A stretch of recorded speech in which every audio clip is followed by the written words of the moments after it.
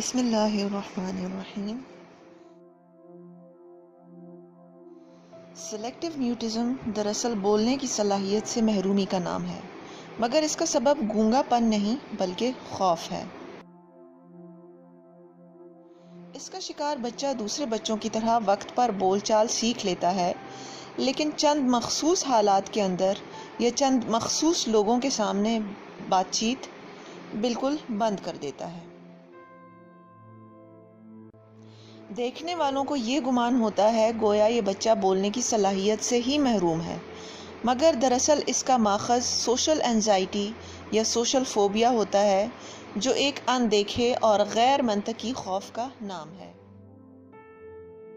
یہاں غیر منطقی سے مراد ایسا خوف ہے جس کی کوئی عقلی دلیل نہ ہو۔ خوف دو طرح کا ہوتا ہے، منطقی لاجیکل اور غیر منطقی اللاجیکل۔ مثال کے طور پر اگر ایک بچہ زندگی میں پہلی بار آگ کو چھوئے اور وہ اسے جلا دے تو بچہ ہمیشہ کے لیے آگ سے ڈر جاتا ہے۔ یہ ایک منطقی خوف ہے اور انسانی عقل یہی کہتی ہے کہ بچے کو اپنے تجربے کی بنیاد پر آگ سے ڈرنا ہی چاہیے، جبکہ دوسری طرف ایک غیر منطقی خوف وہ ہوتا ہے جس کی کوئی وجہ یا عقلی دلیل نہ ہو، اسی کو فوبیا کہتے ہیں۔ مثلاً مکڑیوں کا خوف، گاڑی چلانے کا خوف وغیرہ۔ نہ تو مکڑی ہماری جان لے سکتی ہے اور نہ ہی گاڑی چلانے سے لازماً حادثہ ہوتا ہے، اسی لیے ان کو فوبیا کہا جاتا ہے۔ اسی طرح سلیکٹو میوٹزم کا شکار بچہ ایک غیر منطقی خوف یا فوبیا کے تحت چند مخصوص حالات میں یا چند مخصوص لوگوں کے سامنے بات چیت بند کر دیتا ہے۔ یہ بچہ عموماً گھر میں خوب بولتا اور کھیلتا کودتا ہے، مگر اسکول میں یا رشتہ داروں کے سامنے بات چیت بند کر دیتا ہے۔ کبھی یوں بھی ہوتا ہے کہ اپنے ہم عمر بچوں میں تو خوب بولتا ہے مگر بڑوں کے سامنے منہ سے ایک آواز بھی نہیں نکال پاتا۔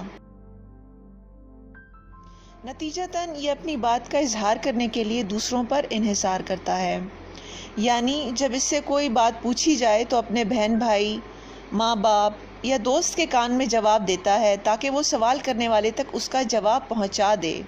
خود بات نہیں کرتا، دوسروں کا سہارا لیتا ہے۔ یا زیادہ سے زیادہ سر ہلا کر یا اشارے سے بات سمجھا دیتا ہے، مگر منہ سے آواز نہیں نکالتا۔ اس کے اندر دوسروں کے سامنے منہ سے آواز نکالنے کا انجانا خوف ہوتا ہے اور اسے لگتا ہے کہ اگر اس موقع پر وہ بول پڑا تو کچھ برا ہونے والا ہے۔ یہی فوبیا ہے اور اس کے علاج کی ضرورت ہے۔ والدین اور اساتذہ وغیرہ دیکھتے ہوں گے کہ نہ تو بچے پر ڈانٹ کا اثر ہوتا ہے اور نہ ہی پیار کا۔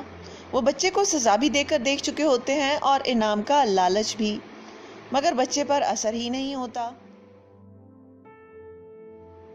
یہاں یہ بات سمجھنا بہت ضروری ہے کہ بچے کا اصل مسئلہ اینزائٹی یا اندیکھا خوف ہے۔ بچہ خوف محسوس کرتا ہے جس کا علاج سزا یا انعام میں نہیں۔ اس لیے بڑوں کو چاہیے کہ بچے کو تحفظ کا احساس دیں اور اس کو مانوس کریں، اس کی کمزوری کو یکسر نظر انداز کر دیں۔ یعنی اس بات سے بالکل انجان بن جائیں کہ وہ تو بول ہی نہیں سکتا، اس کے ساتھ عام بچوں جیسا برتاؤ کریں اور اس پر بوجھ نہ ڈالیں کہ اسے ضرور ہی بولنا ہے۔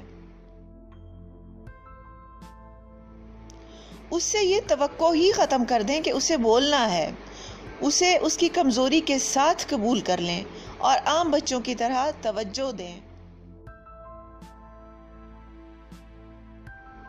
جب بچہ سمجھ جائے کہ اس سے بولنے کی توقع ختم کر دی گئی ہے تو اس کی اینزائٹی خود بخود کم ہو جائے گی۔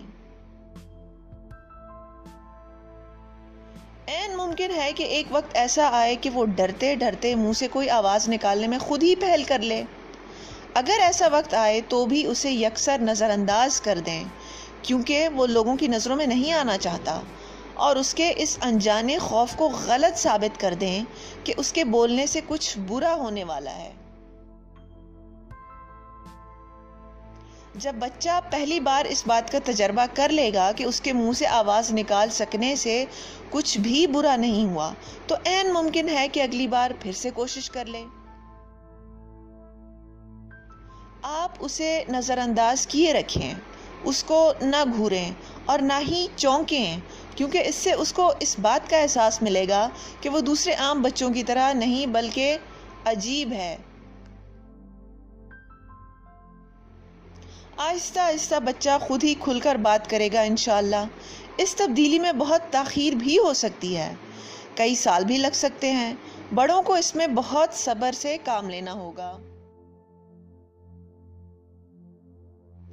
بڑوں کو یہ بات یاد رکھنی چاہیے کہ بچہ جان بوجھ کر ایسا نہیں کرتا، اور یہ اس کے اپنے اختیار سے نہیں، اس لیے نہ تو اس کو سزا دینا مناسب ہے اور نہ ہی انعام کا لالچ کوئی فائدہ دے گا۔